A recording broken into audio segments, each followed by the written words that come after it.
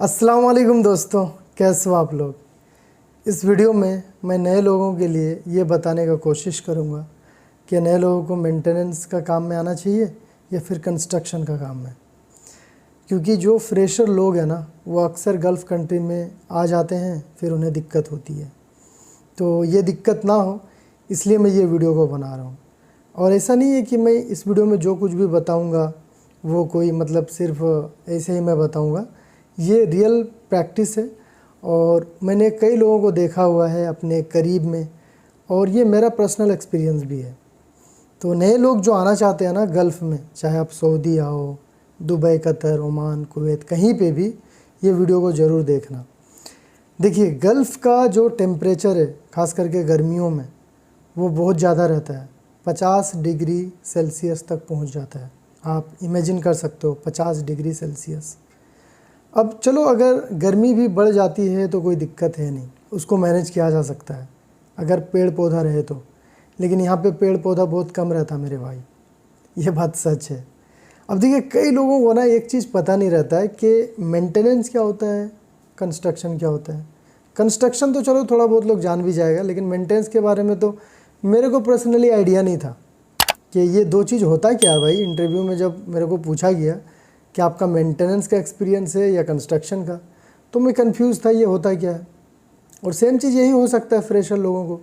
तो देखिए, मेंटेनेंस बोलते हैं उसको जो बनी हुई बिल्डिंग से, कोई बड़ा शॉपिंग मॉल हो गया या फिर हॉस्पिटल हो गया या कोई भी ऐसा जगह जो बना हुआ है और वहाँ पे चीज़ें हैं, उसको सिर्फ आपको मेंटेनेंस करना है।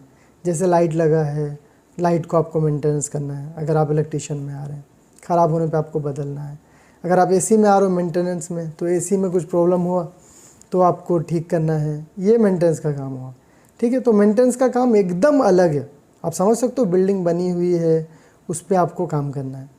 और जो कंस्ट्रक्शन का काम है वो मतलब बिल्डिंग अभी बनेगी, जो भी कंस्ट्रक्शन का काम हो, चाहे वो हॉस्पिटल हो, रहने का बिल्डिंग हो, घर हो या फिर कोई मॉल हो, उसका कंस्ट्रक्शन का काम चलेगा, मतलब वो बनेगा।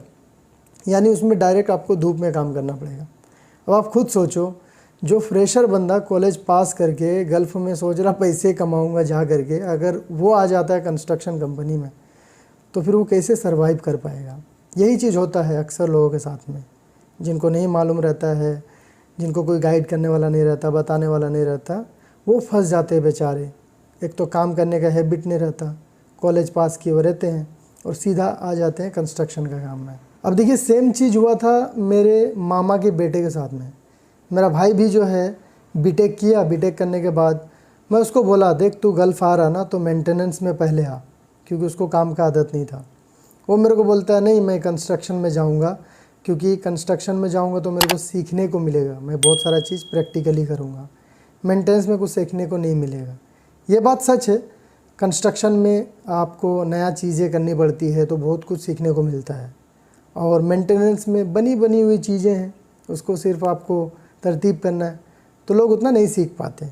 जैसे कंस्ट्रक्शन में अगर मान लो कोई इलेक्ट्रीशियन काम कर रहा, तो वायरिंग का काम करेगा, लाइट डालेगा, पूरा कनेक्शन जोड़ेगा, सब चीज़ सीखेगा। वही अगर मेंटेनेंस में कोई आ रहा तो लाइट बना हुआ है, उसको खाली चेंज करना है। अभी अगर लाइट कवर में कुछ प्रॉब्लम हुआ, उसको ठीक करना है। तो काम मतलब दोनों में बहुत ज़्यादा डिफरेंट है, मेंटेनेंस और कंस्ट्रक्शन में। कंस्ट्रक्शन में एक और चीज़ फ़ायदा है, कंस्ट्रक्शन में ज़्यादातर ओवर टाइम रहता है, मेंटेनेंस में ओवर टाइम थोड़ा कम रहता है। लेकिन मेंटेनेंस में क्या है, बिल्डिंग के अंदर काम रहता है, लोग एसी में रह के काम करते हैं, धूप से बचता है, थोड़ा आराम है मेंटेनेंस में। तो आप में से कोई भी मेरे भाई आना चाहते हो गल्फ़ कंट्री में, फ्रेशर हो, अगर काम का एकदम एक्सपीरियंस नहीं है, मेंटेनेंस में आओ, मैं यही सजेस्ट करूँगा। नहीं तो धूप अगर बर्दाश्त कर सकते हो तो कंस्ट्रक्शन में आ जाओ। और यहाँ का धूप कैसा मालूम है, मैं आपको एक एग्ज़ाम्पल बता रहा हूँ। यहाँ पे आने के बाद मैं तो मेंटेनेंस में काम करता हूँ।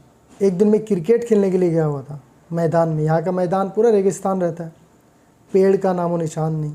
अभी तो थोड़ा बहुत पेड़ लग भी रहा है। सऊदी अरब का जो विज़न 2030 है, उसमें बहुत सारा पेड़ लगाने का इनका लक्ष्य है, और बहुत हरियाली अभी देखने को मिलेगा एज़ कम्पेयर टू पहले की बात कर रहा हूँ।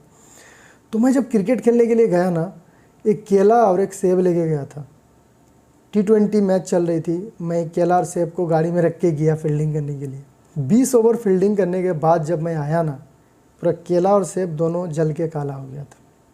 और अंदर में जब मैं फील्डिंग कर रहा था धूप में, खाली होंठ सूख रहा था, खाली पानी मांग रहा था, हर 2-3 मिनट में पानी, और बदन पूरा जल गया था, टी शर्ट पहन के गया था पूरा काला काला।